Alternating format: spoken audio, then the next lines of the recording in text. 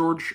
This is going to be my response to Punk Vinyl Tag 2025 by Tommy's Vinyl Lot. I think everyone watching this probably knows him, but I'll leave the links to his channel in the description. So thanks to Tommy and everyone who did questions. And anyway, 20, so I'll not waste too much time.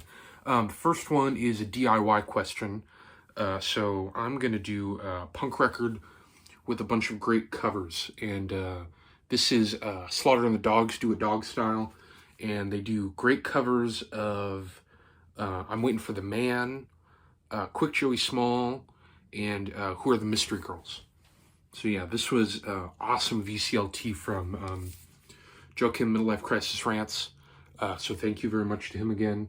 This is such a good album. 2, Best Punk Vinyl Find 2024. Well, I'm going to show a few singles. And these weren't finds. They were really incredible gifts, along with a bunch of other 45s from my friend Johnny. So anyway, I will probably do a full video on all of them, but eventually. But I'll just show you some of the best ones. The Deadbeats Kill the Hippies. This is an original first press on Danger House. Looks unplayed. A bootleg reissue of Fun Things. This is such a good single. Great Australian punk EP from 1980. An original of The Rings, I Want to Be Free on Chiswick. And the B-side's really good too. What's the B-side? Automobile. Great song. A Danger reissue of the Kids No Monarchy EP. No Monarchy, Rock Over Belgium, and The City's Dead. I think this is a bootleg reissue of Hillside Strangler by the Hollywood Squares. Such a great song. And the last one I'll show is a 79 reissue on Big Beat of the 101ers, Keys to Your Heart. So those singles and a ton more he gifted me, and it's one of the best gifts I've ever received. So yeah. A record from a new band that took you by storm. I only bought one, other than Ryan Kidd's record, I only bought one record that came out 2024, and that was Class. And this is a great record. It's really authentic-y sounding, 70s punk. They really got the production down. Some of the songs maybe aren't, some of the songs are better than others. I think this has some kind of dips, but Scared to Care, Burnout City. Side 1 is really consistently great. And I don't know if they had a record out before this, but fantastic. Show a record from a local band. I'm going to show the Refusers. These were a Seattle band. They started 78. They kind of went off and on. They recorded a demo tape in 87. And then this came out in 97 on Idol Records. Bunch of old songs they were sitting on, I think mostly re-recorded versions. But yeah, just great record. It's almost, there's some stuff you'd almost call, I guess, alternative rocky. That it's a little less punky sounding, but then there's songs that almost sound like Johnny Thunders tribute, like it's not on the back here.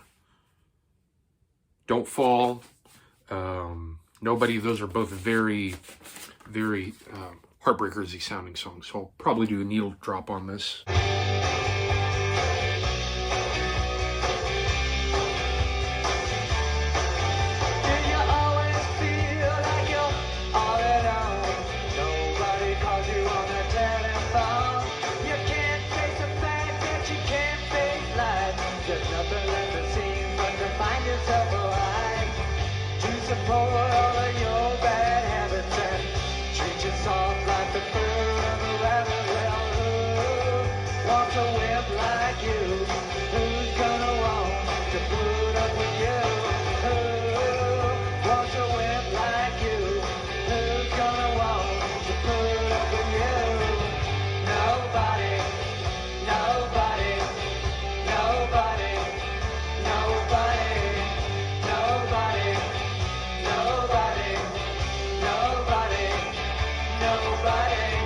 show your favorite foreign punk record from 2024.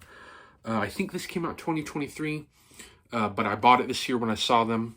Lilies, slovenly, great kind of French pogo punk sort of band, with kind of a little bit of a power poppy thing going on. I'm not going to try to read those song titles, but Zero Ambition is great. Diner Soar, sorry, I butchered that, I'm sure. But this is a great album. And show a signed punk record. Well, at that show where I got that and saw them, I also got this. And I had them sign it.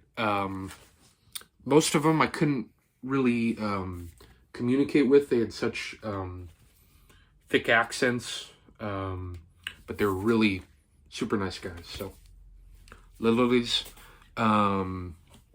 Show an underrated second album. I feel like I show this record a lot, but Radio Birdman, Living Eyes, I think, in my opinion, better than the first one. I don't know if that's a controversial opinion, but more fun. 455 SD, I-95, Iskender Time, I think that's pronounced. Burn My Eye, Time to Fall, Smith & Wesson Blues, Crying Sun, All Alone in the End Zone, just, yeah. From 1982, Radio Birdman. This is, I think it's 84 reissue. Great record. Punk cassette you bought in 2024. I only bought one, and that was Ryan Kidd and the Cobras. What's it called? Dead in Nashville Live. I've listened to this more than the Ryan Kidd record. They do a bunch of songs off the album. I think some stuff that hasn't been recorded on a record yet. A great cover of Commando. A great cover of Roll Over Beethoven. Yeah, this was really good. It didn't come with side markers, so I had to put little stickers on this, but this is great.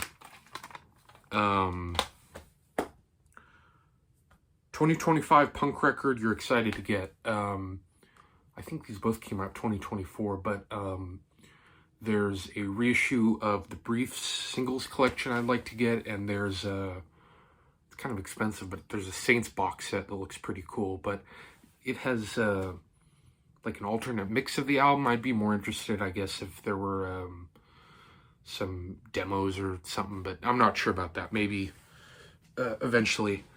Most played and least played punk record. My most played is definitely probably this and the first Kids record, but this is up there. Radiators from Space, TV two-part on Chiswick in, this came out in 77, right? Yeah. Such a great record. Enemies, Ripped and Torn, Roxy Girl, Television Screen, Sunday World. Every song is just fantastic. Oh, and least played. I bought this and I played it once. I'll probably play it again today. Bored Teenagers Volume 9. This has the Crabs, FU2, the Nothings, the Toads, and the Coils. So, yeah, Bored Teenagers. Okay, 11, show a punk record that mixes genres. I just got this in the mail not too long ago. Poison 13, kind of a punk band that does blues covers. I guess when I think like blues punk, I think Gun Club, and this doesn't sound like the Gun Club. It's more punchy and aggressive, and there's no slide guitar. You know, the singer doesn't sound like Jeffrey Lee Pierce at all. But they do a great cover of Spoonful, cover of Codine, and cover of Blank Generation, which it's pretty hard to cover that. But the originals are great too. I think this came out in 84, 85. They're from Texas. So yeah, blues punk.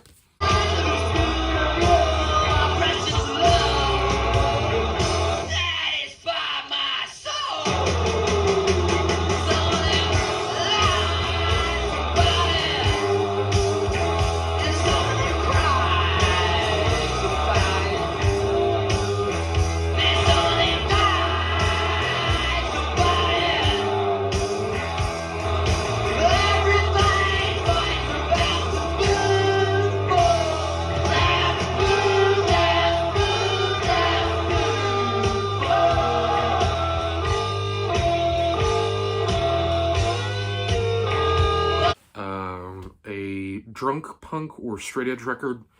I had a comp that was it's like the Discord 7-inch comp. It has SOA and Teen Idols, and I sold that. I don't know, I couldn't get into it. I wanted to, but and I don't really have any drunk punk. The closest thing I could think of is Boozy Creed by the Stinky Toys. This is 77 on Polydor. Great French punk single. Yeah, this is great. Band with one perfect... Oh, Puke Punk record. Excuse me.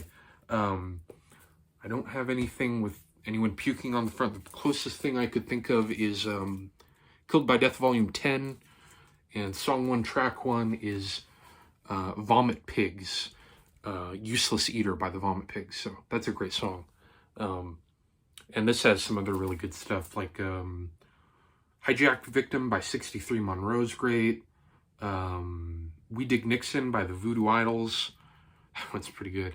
Band-Aid by Tran, that's great. Expatriate by Count Vertigo, which were kind of a weird experimentally punk band from Oregon. Yeah, this is a great comp. Okay, 14, a band with one perfect record. I took this as a band that only made one record. And I'm going to go with The Ruts, The Crack from 79 on, yeah, this is on Virgin. They had an album in 1980, Grin and Barrett, after the singer Malcolm Owen overdosed. That's like some singles and B-sides and some live stuff. But this is their only real studio album, and this is great. You know, there's a lot of those bands that British bands that tried to mix kind of reggae with punk, and most of the time I don't think it works, but I think they did it right, and the punk songs on this are just blistering. Babylon's Burnin', Dope for Guns, Something I Said, and the reggae stuff's great too, like Jaw War, that's a great song. So anyway, yeah, The Ruts. Okay, number 15, an anti-Putin or anti-war song. I didn't have anything anti-Putin. I think that's pretty hard.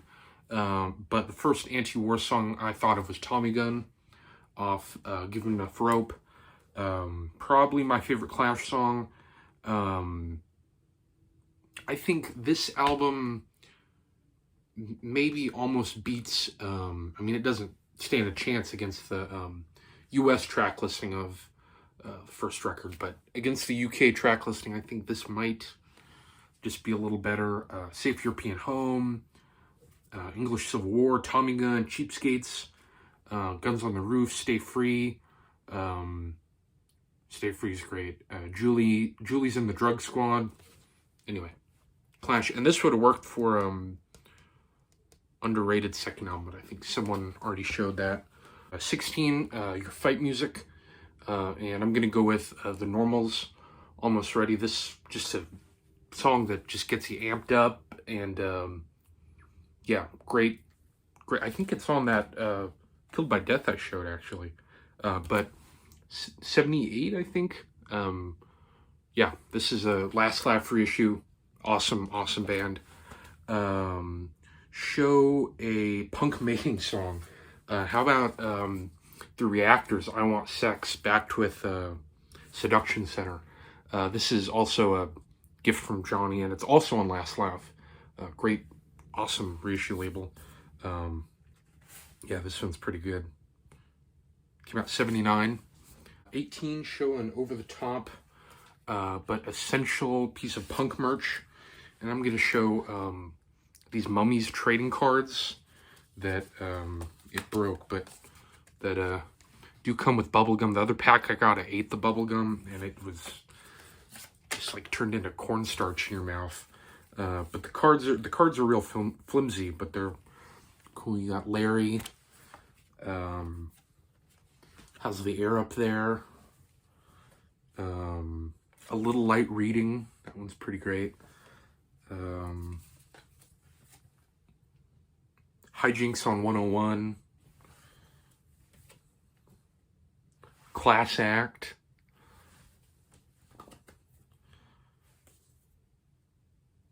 Sir, please return to your seat. That one's great. Watch horror films, keep America strong, and I only have an eye for you. So those are pretty cool. I got a second pack too. I think you could only get those if you see them live. I've never seen them, but my friend gave them to me. So yeah, that was 1819, non-punk record. Your friends give you shit for liking, and I'm gonna go with I Love Elton John.